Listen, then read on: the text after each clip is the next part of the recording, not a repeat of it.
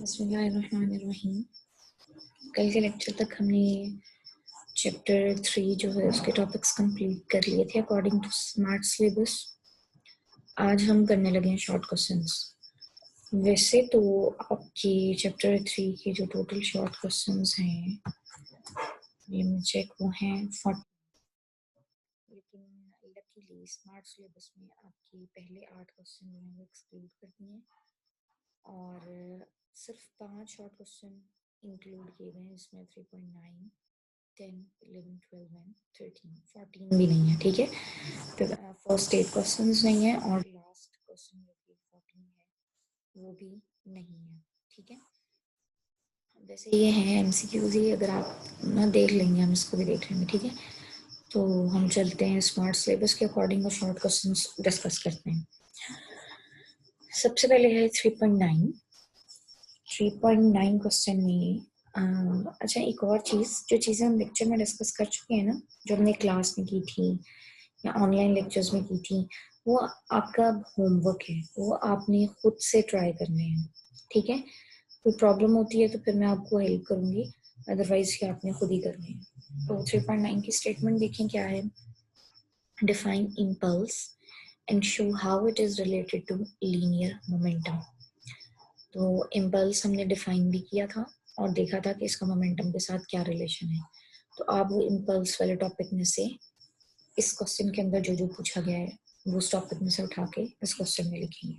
ठीक है, ये आपका होमवर्क है। 3.10 is state the law of conservation of linear momentum, pointing out the importance of isolated system. Explain why under certain conditions the law is useful even though the system is not completely isolated. तो सबसे पहले तो statement है law of conservation of linear momentum की, ये हमने की हुई है, ये आप देख कर लिखेंगे जहाँ हमने की थी। फिर उसके बाद आइसोलेटेड सिस्टम की क्या इंपॉर्टेंस है ये भी हमने पढ़ी थी, या वहाँ से देख कर लिखेंगे। उसके बाद आपने ये बताना है कि ये लॉ क्यों यूजफुल है। ठीक है, यानी कि law of conservation of linear momentum जो है सर्टेन कंडीशंस में क्यों यूजफुल होता है, जबकि सिस्टम कंप्लीटली आइसोलेटेड भी नहीं होता तब भी ये यूजफुल क्यों होता है। तो इसका आंसर मैं आपको बताने लगी हूँ थोड़ा सा। अगर आप नोट करना चाहते हैं तो नोट कर लें, वैसे मेरे ख्याल से सुनना ही काफ़ी होगा। देखिए, हमने ये पढ़ा था कि law of conservation of linear momentum जो है वो तब एप्लीकेबल होता है जब सिस्टम आइसोलेटेड होता है, यानी कि उसके ऊपर कोई एक्सटर्नल फोर्स एक्ट नहीं कर रही होती। ठीक है, तो अब जब हम बात कर रहे हैं कि system is not completely isolated, इसका मतलब है कि उसके ऊपर कहीं ना कहीं से कोई आइसोलेटेड फोर्स जो है वो कोई एक्सटर्नल फोर्स जो है वो एक्ट कर रही होगी। कम्प्लीटली आइसोलेटेड नहीं है ना, कोई एक्सटर्नल फोर्स जो है वो एक्ट कर रही होगी।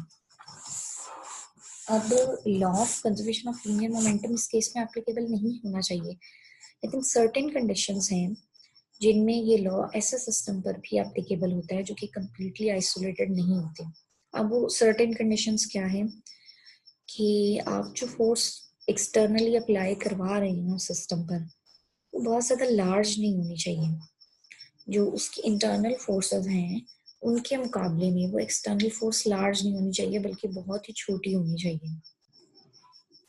अगर ऐसा है, जैसे कि मैंने कहा कि एक्सटर्नल फोर्स जो है that must be extremely small as compare to the internal forces या इंटरैक्शंस अमंग द मॉलिक्यूल्स, तो उस कंडीशन में आप law of conservation of linear momentum apply कर सकते हैं। उस पर आप अप्रॉक्सीमेशन यूज कर लेते हैं। ठीक है, अब अप्रॉक्सीमेशंस जो है वो उसको मैं कहूँगी कि जो कि जब मेडिकल वाले बच्चे भी हैं उनको वो मैथ्स नहीं पढ़ते, तो थोड़ा सा उनको अप्रॉक्सीमेशन का आइडिया मैंने देना है। अप्रॉक्सीमेशन जो होती है ना, उसमें हम जो हायर टर्म्स होती हैं ना, जैसे एक हम करते हैं स्क्वायर, फिर हम क्यूब लेते हैं, फिर फोर्थ पावर लेते हैं, फिर फिफ्थ पावर लेते हैं, सो ऑन। तो हम जब भी किसी चीज़ की अप्रॉक्सीमेशन लेना चाहते हैं तो हम उसको ये पावर्स यूज करके खोलते हैं, उसके डिफरेंट फार्मूलाज होते हैं, उससे खोलते हैं। फिर होता ये है कि जैसे मैंने कहा फोर्स बहुत स्मॉल होनी चाहिए, एक्सटर्नल फोर्स। तो वो जो स्मॉल टर्म्स है ना, जब उनकी हायर पावर्स ली जाती हैं, जैसे फोर्थ पावर ले ली, फिफ्थ पावर ले लिया, क्यूब ले लिया, तो उनका जवाब और छोटा हो जाता है, तो वो टर्म्स खुद ब खुद निगलेक्ट हो जाती हैं। ठीक है, तो सिर्फ फ्यू फर्स्ट टर्म्स जो है वो बचती हैं उस एक्सप्रेशन के अंदर जो हम अप्रोक्सीमेशन के लिए यूज करते हैं। ठीक है, तो बस इतना ही आपने याद रखना है कि अप्रोक्सीमेशन मीन्स के जो हायर टर्म्स हैं वो निगलेक्ट हो जाएंगी और फर्स्ट फ्यू टर्म्स जो हैं वो बाकी बचेंगी, जिससे आपका अप्रोक्सीमेट आंसर आ जाएगा। ठीक है, एग्जैक्ट आंसर नहीं होता, लेकिन अप्रोक्सीमेट आंसर आ जाता है उससे। तो इस वजह से ये लॉ जो है ये हेल्पफुल होता है ऐसे सिस्टम को सॉल्व करने के लिए जो कम्प्लीटली आइसोलेटेड नहीं है, ये उन पर भी अप्लाई हो जाता है। ठीक है, तो ये था आपका 3.10। बाकी क्वेश्चन जो उसका ऊपर वाला पार्ट है वो आपका होमवर्क है, वो आपने करना है। 3.11 देखने लगे हम। Explain the difference between elastic and inelastic collision. ये बहुत अच्छे से हमने किया था, आप करेंगे इसको। Explain how a bouncing ball would behave in each case. तो बाउंसिंग बॉल की एग्जांपल भी ली थी, उसको हमने दोनों तरह से देखा था कि इलास्टिक कोलिजन होगी तब क्या बिहेव करेगी, कैसे बिहेव करेगी, जब इनइलास्टिक कोलिजन होगी तब कैसे बिहेव करेगी। ठीक है, उसके बाद आपसे पूछा गया है give plausible reason for the fact that kinetic energy is not conserved in most cases. तो ये भी हमने देखा था कि काइनेटिक एनर्जी आइडियली तो कंजर्व रहती है, लेकिन बहुत सारी केसेस पे कंजर्व नहीं रहती। और इसकी वजह हमने क्या दी थी कि जैसे बॉल की एग्जांपल थी, उससे हमने एक्सप्लेन किया था कि जब बॉल हिट करती है ग्राउंड को, कुछ साउंड प्रोड्यूस होता है, कुछ हीट एनर्जी प्रोड्यूस होती है। तो इस सब में जो एनर्जी है वो काइनेटिक एनर्जी से ही आती है। इस वजह से काइनेटिक एनर्जी का कुछ पार्ट जो है वो वेस्ट हो जाता है, तो इस वजह से काइनेटिक एनर्जी कंजर्व नहीं रहती। बहुत आप कह लें कि एहतियात के साथ बहुत सारे उस पे सपोजिशंस लगाकर जब हम कैलकुलेशंस करते हैं तब काइनेटिक एनर्जी कंजर्व आ सकती है, otherwise in real cases kinetic energy completely conserve नहीं रहती। ठीक है, बहुत रेयरली ऐसा होता है कि काइनेटिक एनर्जी कंजर्व है। ठीक है, तो ये सारी रीजन आपने यहाँ बतानी है। ये था 3.11। 3.12 देखते हैं। Explain what is meant by the projectile motion. तो ये अभी हमने कल के टॉपिक में ही किया है। derive expressions for time of flight, the range of the projectile, ये भी हमने कल फाइंड किए थे। show that the range of projectile is maximum when projectile is thrown at an angle of 45 degree with the horizontal। तो ये angle भी हमने 45 डिग्री का कल फाइंड कर लिया था। ठीक है, तो ये कल के लेक्चर में से इस क्वेश्चन का आंसर हो जाएगा। ठीक है, करेंगे आप इसको, ये आपका होमवर्क है। अभी तक सारे क्वेश्चंस जो हैं वो आपके होमवर्क्स ही चल रहे हैं। बीच में जो एक दो पॉइंट डिस्कस करने वाले थे उसको मैंने डिस्कस कर दिया है, वो आप उसमें ऐड कर लीजिएगा। 3.13 is at what point or points in its path does a projectile have its minimum speed, its maximum speed। जी, तो इसको हम देखते हैं, इस क्वेश्चन को ये हम डिस्कस करते हैं कि किन पॉइंट्स पर मैक्सिमम स्पीड होती है और किन पॉइंट्स पर मिनिमम स्पीड होती है। ठीक है, इसको डिस्कस करने के लिए मैं प्रोजेक्टाइल मोशन की फिगर निकालने लगी हूँ। यही वाली देख लें, ये इस तरह की एक प्रोजेक्टाइल मोशन इस पॉइंट से लेफ्ट साइड से हमने शूट किया था प्रोजेक्टाइल को, और इस तरह वो ये पाथ फॉलो करते हुए हिट कर गया। ठीक है, तो हम इससे हम डिस्कस करते हैं कि कहाँ पे स्पीड मैक्सिमम होगी और कहाँ पे स्पीड जो है वो मिनिमम होगी। ठीक है, अच्छा, जैसे ही हम शूट करते हैं, प्रोजेक्टाइल को लॉन्च करते हैं, तो जाहिर है हमने अभी अभी वेलोसिटी दी हुई है, तो इस वजह से उसकी वेलोसिटी जो है वो मैक्सिमम होगी लॉन्चिंग पॉइंट पर या इनिशियल पॉइंट पर। ठीक है, जैसे जैसे वो बढ़ता है और अपनी मैक्सिमम हाइट तक पहुंचता है, तो आपको पता है मैक्सिमम हाइट पर आकर वो 1 मिनट के लिए स्टे करता है, थोड़ी देर के लिए स्टॉप करता है।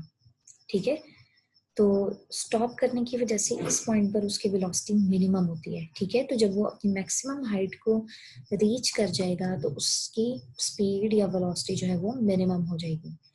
फिर उसके बाद अगेन उसकी वेलोसिटी इंक्रीज होना शुरू होती है और होते होते जैसे ही वो ग्राउंड को हिट करने वाला होता है, ठीक है, अभी हिट नहीं किया, बस करने ही वाला है, उस पॉइंट पर उसके पास मैक्सिमम स्पीड होती है। और जैसे ही वो ग्राउंड को हिट करता है, उस स्पीड की जो काइनेटिक एनर्जी है वो डिफरेंट फॉर्म में वेस्ट हो जाती है, ठीक है। तो 2 पॉइंट्स है जहाँ पे इसकी स्पीड मैक्सिमम होती है। फर्स्ट पॉइंट वो है जहाँ से हमने इसको लॉन्च किया था। सेकंड पॉइंट वो है जहाँ ये ग्राउंड को हिट करने वाला था, ठीक है। इन 2 पॉइंट्स पर मैक्सिमम स्पीड होती है और एक पॉइंट ऐसा होता है जहाँ पे इसकी स्पीड मिनिमम हो जाती है और वो है मैक्सिमम हाइट वाला पॉइंट। तो जब मैक्सिमम हाइट तक पहुंचेगा तो इसकी स्पीड जो है वो मिनिमम हो जाएगी, ठीक है। तो ये इस क्वेश्चन का आंसर होगा। वापस चलते हैं। तो ये था 3.13। 3.14 आपके सिलेबस में इंक्लूड नहीं है, लेकिन थोड़ा सा हम इसको देख लेते हैं, ठीक है। एमसीक्यूज ही हैं, ये आपको आ सकते हैं क्योंकि ये प्रोजेक्टाइल मोशन में से है, सॉरी बैलिस्टिक मिसाइल वाले टॉपिक में से है और वो हमने कल किया था, तो इसलिए इसको देख लेते हैं। 3.14 की स्टेटमेंट है, each of the following questions is followed by 4 answers, one of which is correct, identify the correct answer. तो आपने करेक्ट आंसर बताना है। Number 1 is what is meant by a ballistic trajectory. तो बैलिस्टिक ट्रेजेक्टरी आपने बताना है कि क्या है इन ऑप्शंस में से। A is the paths followed by an unpowered and unguided projectile। तो ये समझ आती है कि हमने यही पढ़ा था बैलिस्टिक मिसाइल एक अनपावर्ड और अनगाइडेड प्रोजेक्टाइल होता है, ठीक है। दूसरा ऑप्शन देख लेते हैं, the path followed by powered and unguided. नहीं, ये तो गलत है, अनपावर्ड था और अनगाइडेड था। C is the path followed by unpowered but guided, ये भी गलत है, गाइडेड नहीं था, अनगाइडेड था। Path followed by powered and guided projectile, ये भी गलत है। तो आपका करेक्ट आंसर जो है वो ए है कि बैलिस्टिक ट्रेजेक्टरी जो है वो वाला पाथ है जो एक अनपावर्ड और अनगाइडेड प्रोजेक्टाइल फॉलो करता है, ठीक है। A option is the right option. Second question पढ़ते हैं, what happens when a system of 2 bodies undergoes N elastic collision. Elastic collision जब होती है 2 बॉडीज के बीच में तो क्या होता है। A, the momentum of the system changes. तो हमने जब इलास्टिक कोलिजन पढ़ी थी हमने ये पढ़ लिया था कि टोटल एनर्जी और लीनियर मोमेंटम कंजर्व रहते हैं, ठीक है। तो ए ऑप्शन तो नहीं है, मोमेंटम चेंज नहीं होगा। The momentum of the system does not change, ठीक, ये ऑप्शन जो है वो भी काबिल कबूल लग रहा है। आगे भी देखते हैं। Bodies come to rest after collision, नहीं, हर केस में रेस्ट पर नहीं आती बॉडी, ये भी गलत है। The energy conservation law is violated, नहीं, एनर्जी कंजर्वेशन वायलेट नहीं होता, बल्कि एनर्जी कंजर्वेशन और मोमेंटम कंजर्वेशन जो है वो सस्टेन करती हैं इस केस में, ठीक है। तो इसका मतलब है कि राइट ऑप्शन जो है वो बी है कि momentum of the system does not change. तो ये जो है इन दोनों पॉइंट्स के आंसर थे, ये आप कर रहे हैं तो बेहतर है। तो ये थे हमारे शॉर्ट क्वेश्चंस, कंप्लीट हो गए अकॉर्डिंग टू स्मार्ट सिलेबस। अब इसके बाद हमारे पास है न्यूमेरिकल प्रॉब्लम्स। तो न्यूमेरिकल प्रॉब्लम्स देखते हैं कि कौन कौन सी आपके शॉर्ट सिलेबस में इंक्लूड है और कौन कौन सी हमने करनी है, और फिर उसके बाद उसके सॉल्यूशंस देखते हैं। अच्छा जी, नोट कर लें आपके स्मार्ट सिलेबस में कौन कौन से प्रॉब्लम्स इंक्लूड है। ये है 3.3, 3.6, 3.7, 3.8, 3.9, 3.10, 3.11 एंड 3.13। ये न्यूमेरिकल्स इंक्लूड हैं। 1 2 3 4 5 6 7 8, 8 न्यूमेरिकल्स इंक्लूड हैं आपके सिलेबस में, स्मार्ट सिलेबस में, ठीक है। उनका डिस्कस करना शुरू करते हैं। सबसे पहले है प्रॉब्लम 3.3, इसकी स्टेटमेंट देखते हैं। A proton moving with speed of 1 into 10 raised to the power 7 meter per second passes through a 0.020 centimeter thick sheet of paper and emerges with a speed of 2 into 10 raised to the power 6 meter per second। यानी कि एक proton था, वो एक खास speed के साथ एक शीट में से पास किया, पेपर की शीट में से जिसकी थिकनेस आपको बताई गई है, और जब वो उस पेपर की शीट में से गुजरकर बाहर आता है वापस, तो उसकी स्पीड जो है वो ये हो जाती है 2 × 10⁻⁶ मीटर पर सेकेंड। Assuming यूनिफॉर्म डेसिलरेशन, डेसिलरेशन मैंने आपको बताया था क्लास में कि अगर वेलोसिटी इंक्रीजिंग हो तो एक्सेलरेशन भी एक्सेलरेशन कहलाता है, और अगर वेलोसिटी डिक्रीजिंग हो वो एक्सेलरेशन डिक्रीज हो रहा होता है, क्योंकि इस वजह से उसको एक्सेलरेशन की बजाय डेसिलरेशन कहते हैं। ठीक है, assuming uniform deceleration, find retardation and time taken to pass through the paper. तो आपने रिटार्डेशन का मतलब है कि आपने वो वाला एक्सेलरेशन फाइंड करना है या डिसेलरेशन फाइंड करना है। ठीक है, और फिर उसके बाद आपने क्या करना है, वो टाइम बताना है जो उसको पेपर में से पास करने के लिए गुजरता है। ठीक है, तो एक्सेलरेशन की वैल्यू बतानी है, रिटार्डेशन इसलिए बोला है क्योंकि स्पीड कम हो गई है। ठीक है, तो आपने एक्सेलरेशन बताना है और टाइम बताना है। इसका सोल्यूशन देखते हैं हम। इसके सोल्यूशन मैंने खुद हाथ से नहीं लिखे हुए, ये मैंने नेट से ही निकाले हैं, उसी को मैं आपको दिखाने लगी हूँ। ये सोल्यूशन है। अच्छा, सबसे पहले देखेंगे क्या चीजें गिवन है हमें। इनिशियल वेलोसिटी गिवन है, उसके बाद फाइनल वेलोसिटी है जो वो शीट में से जब बाहर आ जाता है तब होती है। थिकनेस है, अब ये जो थिकनेस है पेपर की, ये उस प्रोटोन के लिए वो डिस्टेंस होगा जो उसने कवर किया है। ठीक है, तो इस वजह से हमने इसको इससे डिनोट किया। सेंटीमीटर में था, इसको हमने मीटर में कन्वर्ट कर लिया, तो बन गया 2 × 10⁻⁻⁴ मीटर। आपको एक्सेलरेशन या रिटार्डेशन चाहिए, या आप सिंपली इसको कह लें रिटार्डिंग एक्सेलरेशन। ठीक है, तो एक्सेलरेशन फाइंड करना है, उसके बाद आपने टाइम फाइंड करना है। तो अकॉर्डिंग टू गिवन इंफॉर्मेशन आप इक्वेशन ऑफ मोशन यूज करेंगे थर्ड वाली, जो कि थी 2as = vf² - vi²। ठीक है,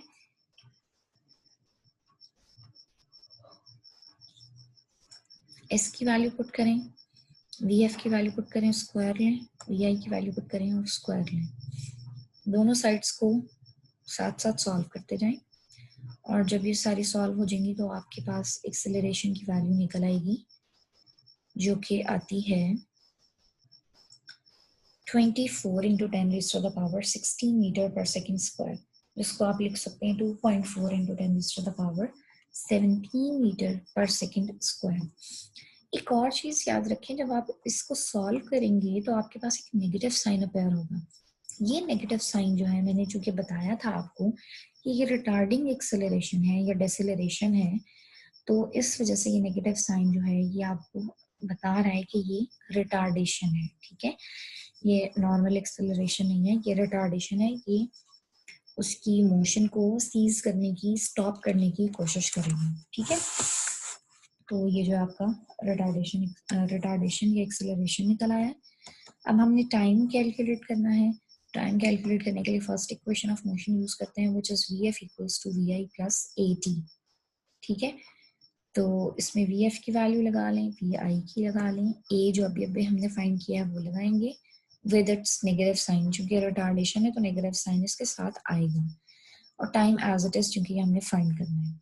ठीक है, इसको सिंप्लीफाई करें और उसके बाद आपने इसको सॉल्व करना है। ठीक है, ये किया ऐसे है, इन नोट्स में कैसे किया हुआ है कि इस टर्म को 2 × 10⁻6 को इधर ले आए राइट साइड पर, तो ये माइनस हो गई है, और ये जो माइनस थी टी के साथ उसको हम इधर ले आए ताकि ये प्लस हो जाए।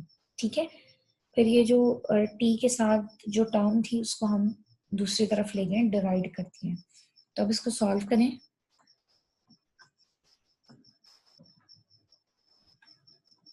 सॉल्व करने के बाद आप ये देख रहे हैं कि इसका क्या आंसर आया, 3.33 × 10⁻⁻11 सेकेंड्स।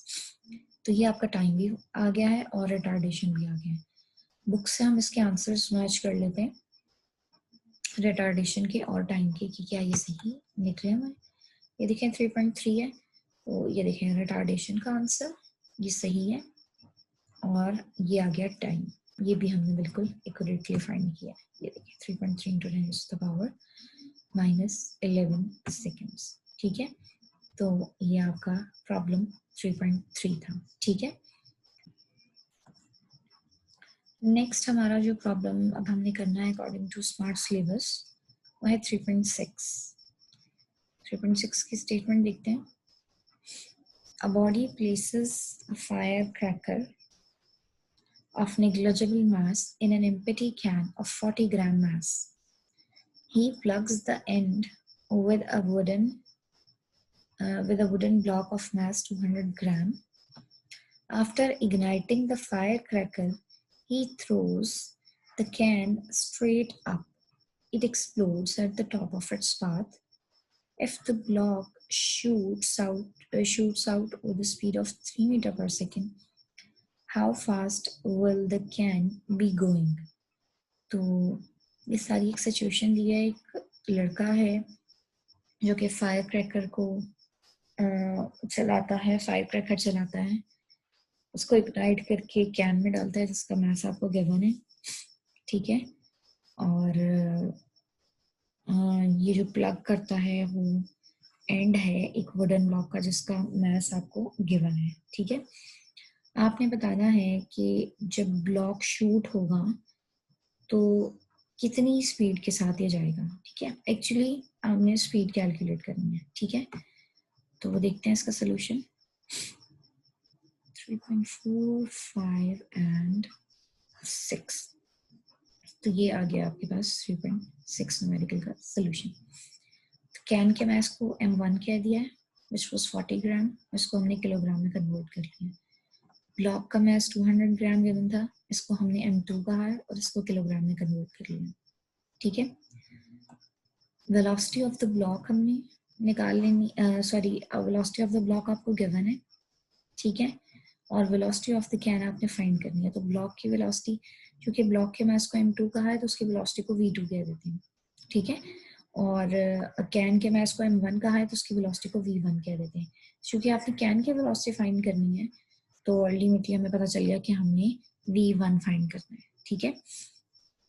तो ये टू बॉडी प्रॉब्लम है एक टाइप का, जिसमें एक बॉडी जो है वो ब्लॉक है और दूसरी बॉडी जो है वो कैन है। तो अंडरस्टूड है, टू बॉडी प्रॉब्लम है। यहाँ पे आप बड़े आराम से law of conservation of linear momentum apply कर सकते हैं, ठीक है। तो क्या है law of conservation of linear momentum? Total final momentum of the system is equal to total initial momentum of the system, ठीक है। क्योंकि इनिशियली आपके पास कुछ भी नहीं था, कोई मोशन नहीं थी, कोई वेलोसिटी नहीं थी, तो इस वजह से टोटल इनिशियल मोमेंटम दोनों का, ब्लॉक का और कैन का, दोनों का जीरो होगा, तो सम होकर वो जीरो आ जाएगा, ठीक है। तो total initial momentum of the system is zero. और जो फाइनल मोमेंटम है, टोटल फाइनल मोमेंटम, वो होगा कैन का मोमेंटम प्लस ब्लॉक का मोमेंटम। तो ये हो जाएगा m1 v1 plus m2 v2, ठीक है।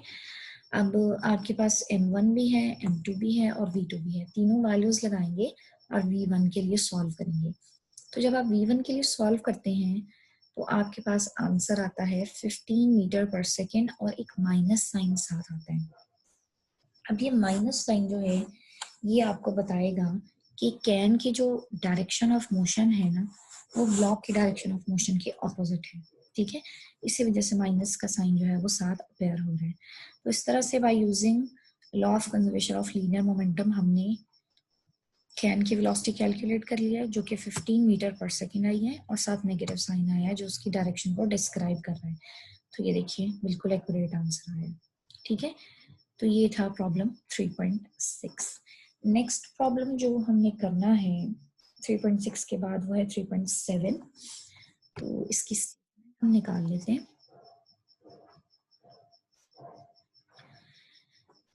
ये है 3.7 की स्टेटमेंट। देखिए क्या कह रहे हैं स्टेटमेंट में।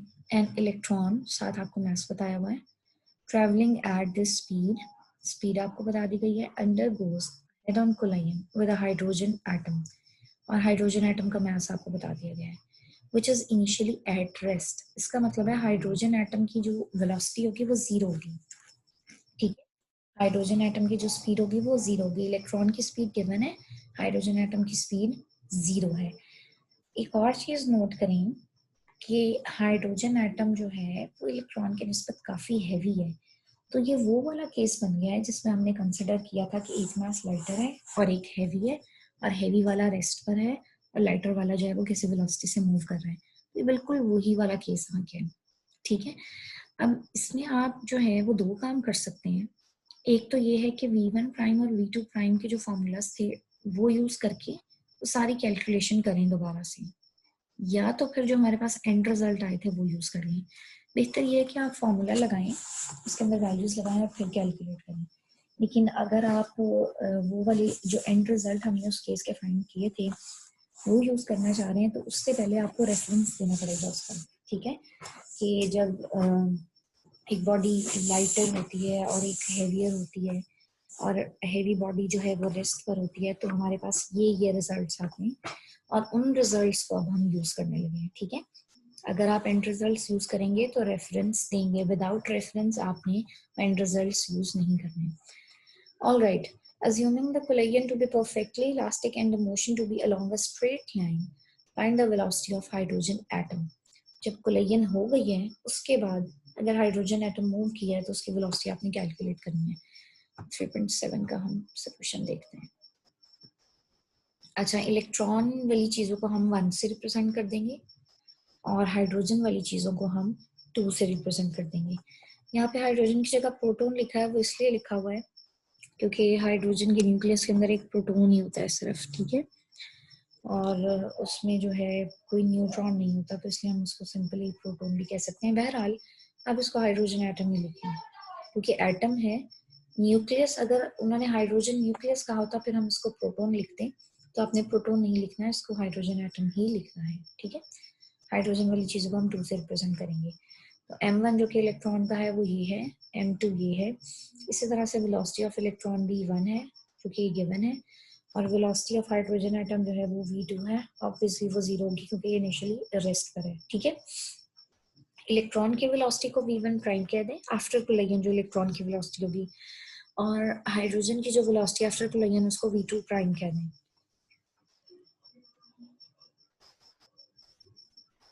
तो चूंकि आपको v2 प्राइम कैलकुलेट करनी है तो हम v1 प्राइम को सॉल्व ही नहीं करते, हम डायरेक्ट v2 प्राइम को सॉल्व करते हैं, ठीक है।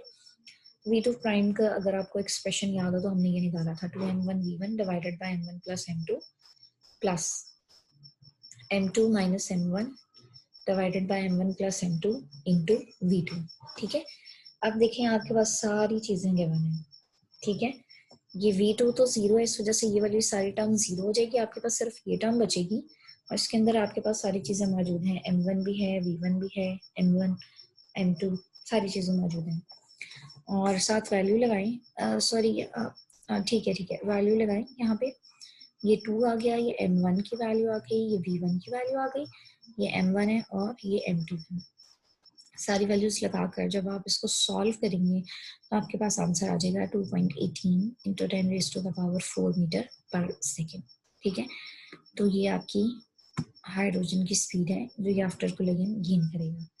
तो ये देखें यही आंसर यहाँ पे लिखा हुआ है, ठीक है। तो ये था प्रॉब्लम 3.7, न्यूमेरिकल प्रॉब्लम 3.7। उसके बाद जो प्रॉब्लम इंक्लूड है वो है 3.8। A truck weighing 2500 kg and moving with a velocity of 21 meter per second collides with a stationary car weighing 1000 kilogram. अब इसमें क्या है, एक ट्रक है और एक कार है। ट्रक किसी वेलोसिटी के साथ मूव कर रहा है जबकि कार जो है वो स्टेशनरी है। और एक और चीज इसमें नोट करें कि ट्रक का मास ज्यादा है और कार का मास कम है। तो ये वो वाला केस हो गया जिसमें हमने लाइटर मास को स्टेशनरी कहा था, ठीक है, ये वो वाला केस आ गया। The truck and the car move together after the impact. जब कोलिजन होती है तो वो इकट्ठे मूव करने लगते हैं। Calculate their common velocity. तो जो कॉमन वेलोसिटी है आपने कैलकुलेट करनी है, तो उसका सोल्यूशन देखते हैं। अब ट्रक वाली चीजों को 1 से रिप्रेजेंट करेंगे और कार वाली चीजों को 2 से। तो m1 ट्रक का मास हो गया, m2 कार का मास हो गया, v1 ट्रक की वेलोसिटी हो गई, v2 कार की वेलोसिटी हो गई जो कि 0 होगी क्योंकि कार रेस्ट पर है, ठीक है। अब वैसे तो जो वेलोसिटीज हैं आफ्टर कोलिजन उनको हम रिप्रेजेंट करते हैं v1 प्राइम से और v2 प्राइम से, लेकिन आपको ये बताया गया है कि जैसे ही कुलैयन होती है ना तो वो दोनों इकट्ठे मूव करना शुरू करते हैं, ठीक है। कार और ट्रक दोनों इकट्ठे मूव करना शुरू करते हैं, तो जाहिर है उन दोनों की वेलोसिटी उस वक्त सेम होगी। तो हम कहते हैं कि v1 प्राइम और v2 प्राइम दोनों जो हैं उनकी वैल्यू सेम है और उसको v से रिप्रेजेंट कर देते हैं, ठीक है। जैसे कि यहाँ पे बताया गया v1 prime equals to v2 prime and it is equal to v। तो ये कॉमन वेलोसिटी हो जाएगी आपकी। अब हम अप्लाई करते हैं law of conservation of linear momentum, जिसके according total initial momentum will be equal to total final momentum. तो टोटल इनिशियल मोमेंटम हो जाएगा momentum of the truck plus momentum of the car, ठीक है। ये बन जाएगा m1 v1 plus m2 v2। और टोटल फाइनल मोमेंटम क्या हो जाएगा, final momentum of the truck plus final momentum of the car. तो ये बन जाएगा m1 v1 prime plus m2 v2 prime. और चूंकि आफ्टर कुलैयन वेलोसिटी कॉमन वेलोसिटी है, तो इस वजह से v1 प्राइम v2 प्राइम की जगह हम v लिख देंगे, तो ये ऐसे आ जाएगा, ठीक है। अब v हमने फाइंड करना है, v आप यहाँ से कॉमन निकालें, बाकी इस साइड को लेफ्ट साइड को सॉल्व करते जाए वैल्यूज लगाकर। देखें वैल्यू लगी हुई है, v2 वाली टर्म तो जीरो हो जाएगी क्योंकि वेलोसिटी जीरो थी ना कार की, ये जीरो हो जाएगी। आपके पास सिर्फ ये बचेगा m1 v1, इसकी वैल्यूज लगाएं, उसका आंसर ये आ गया 52500। और यहाँ से v कॉमन निकाला और अंदर आ जाएगा m1 प्लस m2, जब उसको सम किया तो आपके पास आ गया 3500, ठीक है। और साथ v आ गया। अब इस v को सेपरेट करें तो 3500 जो है वो इधर आकर डिवाइड हो जाएगा, और जब आप इसको सॉल्व करेंगे तो आपके पास कॉमन वेलोसिटी का आंसर आ जाएगा 15 मीटर पर सेकेंड। तो ये वो वेलोसिटी है जिसके साथ आफ्टर कुलैयन कार और ट्रक जो है वो इकट्ठे होकर मूव करते हैं, ठीक है। मैं देखिए आंसर जो है वो है 15 मीटर पर सेकेंड। ये था आपका problem 3.8। Next is 3.9। Two blocks of masses 2 kg and 0.5 kg are attached at the two ends of a compressed spring. The elastic potential energy stored in the spring is 10 joule. Find the velocities of the blocks if the spring delivers its energy to the blocks when released. दो blocks हैं जिन्होंने जो कि एक spring के ends के साथ connect हुए हैं और उन्होंने स्प्रिंग को कंप्रेस किया हुआ, दबाया हुआ, ठीक है। जैसे ही आप इसको रिलीज करेंगे तो ब्लॉक्स जो हैं वो अपोजिट साइड्स पर मूव करेंगे किसी वेलोसिटीज के साथ, ठीक है। तो आपने क्या करना है, आपने वो वेलोसिटीज बतानी है जो ब्लॉक्स लेंगे, ठीक है। अच्छा, एक और चीज बताई गई है कि जब स्प्रिंग कंप्रेस था तो उस वक्त जो उसके पास इलास्टिक पोटेंशियल एनर्जी थी वो 10 जूल थी, ठीक है। इस सारी इंफॉर्मेशन को यूज करते हुए हम ब्लॉक 1 और ब्लॉक 2 की वेलोसिटीज निकालेंगे आफ्टर रिलीजिंग द स्प्रिंग। तो ये 3.9 है, इसको देखते हैं। एक ब्लॉक के मास को m1 कह देते हैं और दूसरे को m2 कह देते हैं। इसी तरह जो m1 की वेलोसिटी होगी वो v1 हो जाएगी और m2 की जो वेलोसिटी होगी वो v2 हो जाएगी। एक और बात याद रखिएगा, इनिशियली m1 और m2 दोनों की वेलोसिटीज जीरो हैं, ठीक है। आफ्टर रिलीजिंग जो उनकी वेलोसिटीज हैं उनको हमने v1 और v2 लिखा है, ठीक है। और पोटेंशियल एनर्जी जो है दैट इज 10 जूल। तो देखते हैं इसको कैसे सॉल्व करना है। When the blocks are moving in opposite direction, the energy of the spring is transferred to the block as their kinetic energy. जाहिर है स्प्रिंग के पास वो पोटेंशियल एनर्जी थी, जैसे ही हमने उसको रिलीज किया तो वो पोटेंशियल एनर्जी जो है वो ब्लॉक्स को मिल गई और ब्लॉक्स उस एनर्जी को लेकर मूव करने लगे। तो उसका मतलब है उस एनर्जी को उन्होंने as a kinetic energy use किया, ठीक है। According to the law of conservation of energy, law of conservation of energy क्या कहता है, change in kinetic energy equals to change in potential energy, ठीक है। या दूसरे लफ्जों में हम कहते हैं energy gained by the blocks equals to energy lost by the spring. क्योंकि एक ही सिस्टम है ना स्प्रिंग सिस्टम है, तो जितनी एनर्जी स्प्रिंग लूज करेगा उतनी ही एनर्जी ब्लॉक्स गेन करेंगे, ठीक है। तो ब्लॉक्स की जो एनर्जी है काइनेटिक एनर्जी है, तो वो क्या हो जाएगी, half m1 v1 square first block की plus half m2 v2 square second block की। तो इन दोनों ये टोटल काइनेटिक एनर्जी हो गई that was gained by the blocks and it is equal to energy lost by the spring, और जाहिर है वो उसकी पोटेंशियल एनर्जी होगी 10, ठीक है, अब इसको सॉल्व करते हैं। हाफ यहाँ से कॉमन लेंगे और इस हाफ को जब इधर लेके जाएंगे तो 2 मल्टीप्लाई हो जाएगा, ये 20 बन गया। ठीक है, उसके बाद हमने m1 की वैल्यू लगाई, m2 की वैल्यू लगाई और v1 स्क्वायर और v2 square as it is आ रहे हैं। ठीक है, इसको सॉल्व करें, 0.5 से डिवाइड कर दें दोनों साइड्स पर, तो ये 4 बन जाएगा। ये जो 2 था यहाँ से 0.5 खत्म हो जाएगा और ये 20 जो है ये 40 बन जाएगा। ठीक है, तो इस तरह से जो है आपके पास ये इक्वेशन बन जाती है, we I square plus 4v2 square equals to 40। इसको इक्वेशन नंबर 1 कह दें। अब उसके बाद हम यूज करते हैं law of conservation of momentum. जाहिर है इसमें कंजर्वेशन ऑफ मोमेंटम भी ओबे होगी। तो according to law of conservation of momentum, initial momentum equals to final momentum. Initially जो कि दोनों ब्लॉक्स रेस्ट पर थे तो उनके मोमेंटम्स 0 होंगे, तो इसलिए साइड पर 0 आ गया। फाइनल मोमेंटम हो जाएगा m1 v1 plus m2 v2। ठीक है, m1 की वैल्यू लगाई, m2 की वैल्यू लगाई, इसको सॉल्व करेंगे तो आपके पास v1 की वैल्यू आ गई है, दैट इज -4v2। अब आप इसको इक्वेशन 2 कह दिया। अब आपने इक्वेशन 2 में से v1 की वैल्यू जो है इक्वेशन 1 में पुट करनी है और उसको सॉल्व करना है। ठीक है, तो ये देखें वही काम हुआ है कि v1 की जगह उसकी वैल्यू लगाई हुई है जो इक्वेशन 2 में निकली थी, और उसके बाद उसको खोलकर इसका स्क्वायर लेकर इसको सॉल्व किया गया। अब इसको सॉल्व करेंगे आप, तो v2 स्क्वायर जो है इसका आंसर आएगा 2, और जब आप उसका स्क्वायर रूट लेंगे तो v2 आपके पास आ जाएगा 1.41 मीटर पर सेकेंड। तो ये आपके पास मास 2 की या ब्लॉक 2 की वेलोसिटी निकल आई है। ठीक है, अब इस v2 को आप इक्वेशन 2 में पुट कर दें तो v1 की वैल्यू निकल आएगी।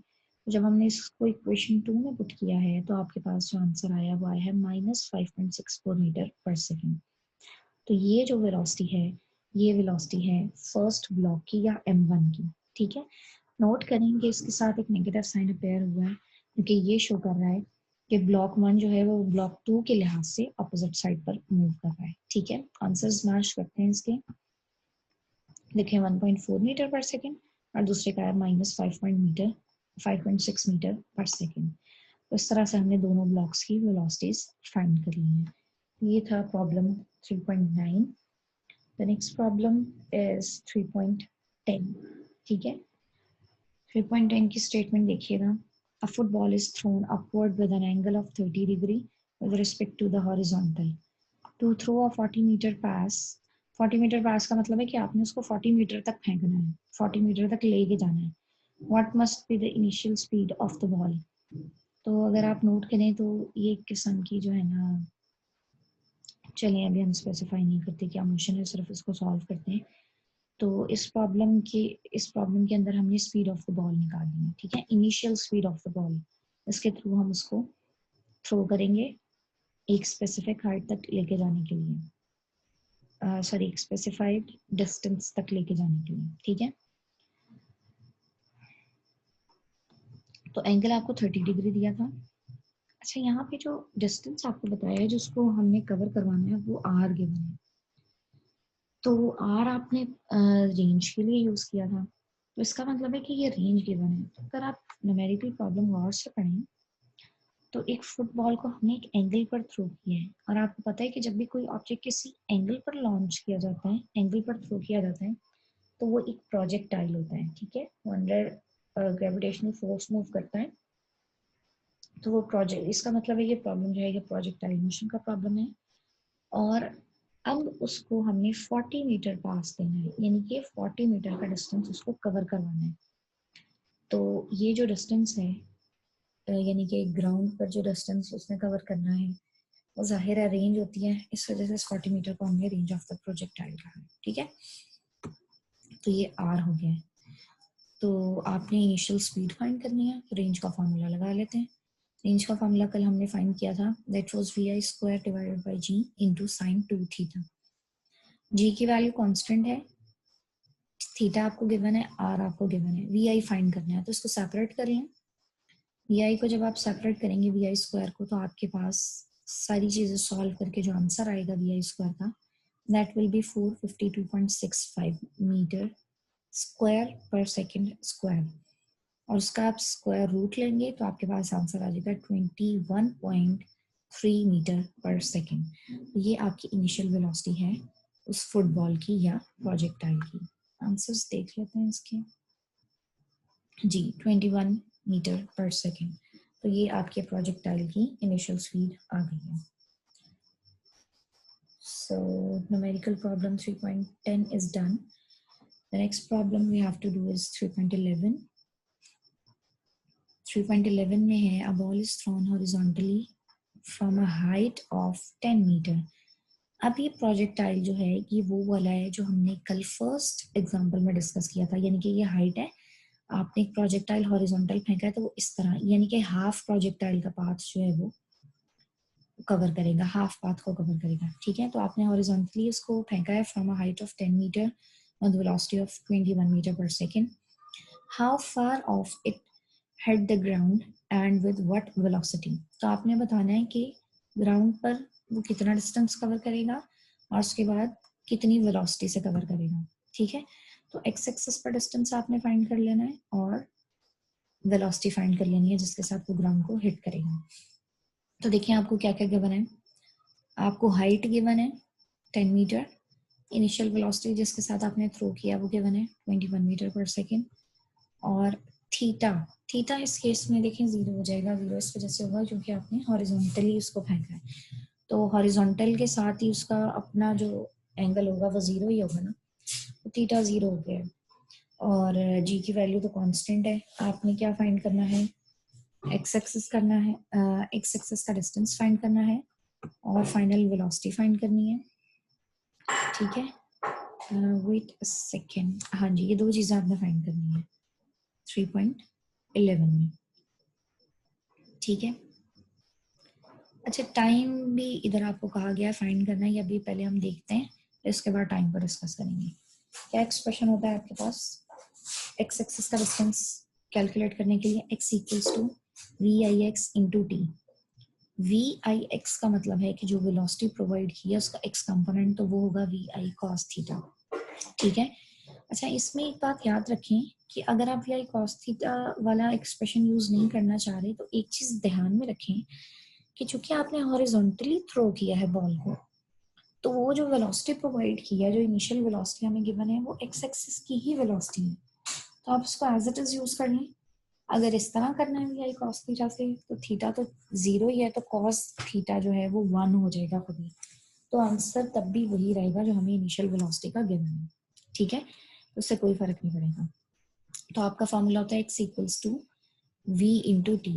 वी इज गिवन, टी आपके पास नहीं है, इसीलिए शुरू में डाटा में टी जो है वो उसको अननोन लिखा हुआ है, तो ये टी हमने फाइंड करना है। इस टी को फाइंड करने के लिए हम वाई वाली इक्वेशन यूज कर लेंगे।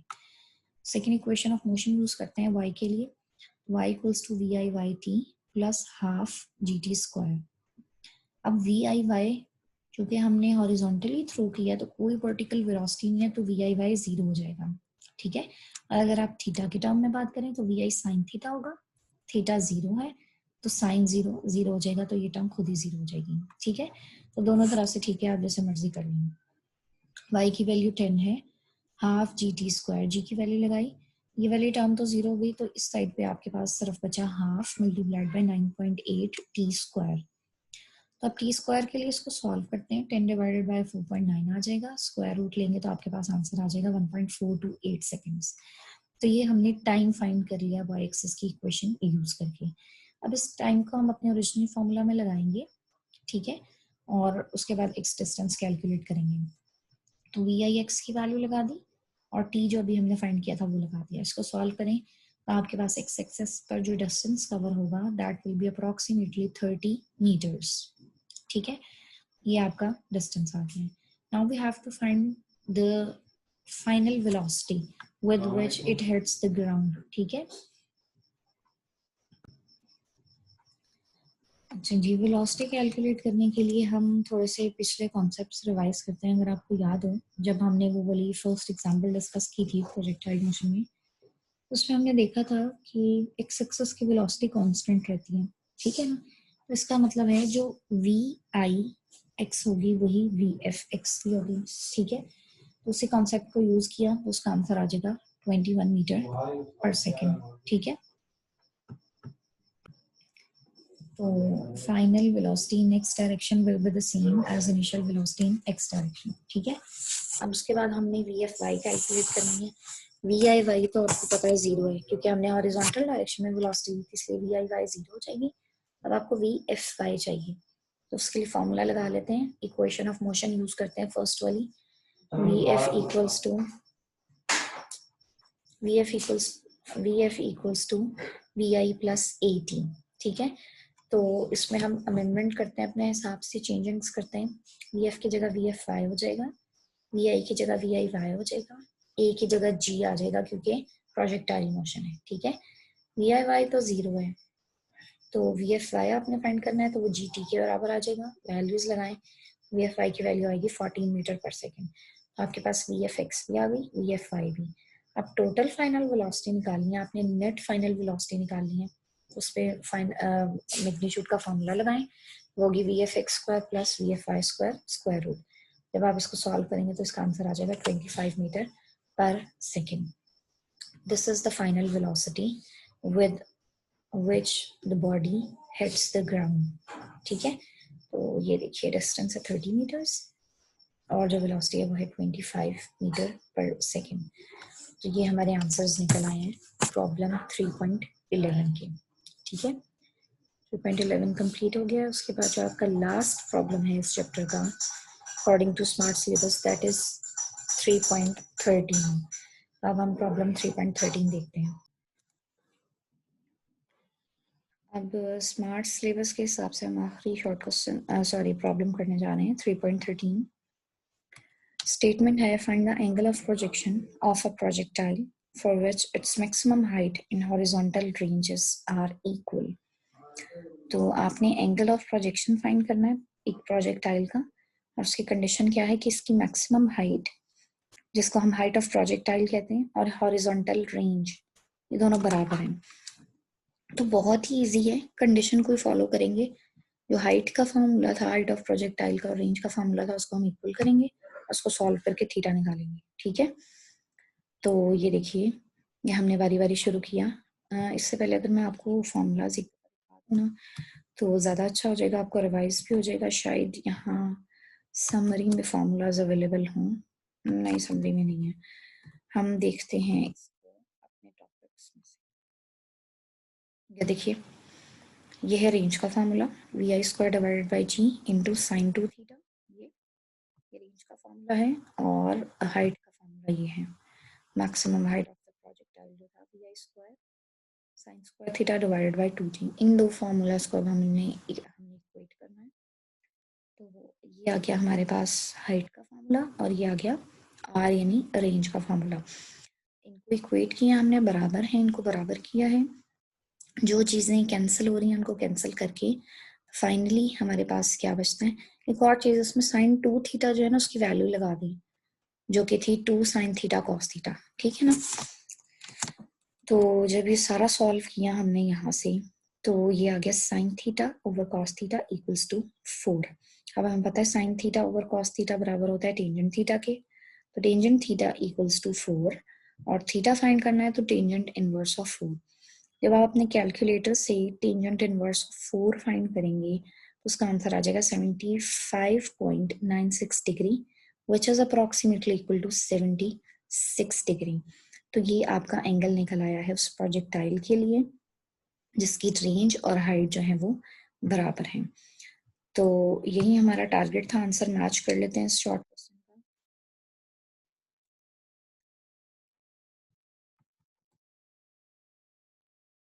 13 प्रॉब्लम कर रहे थे, तो ये देखिए एंगल इज 76 डिग्री।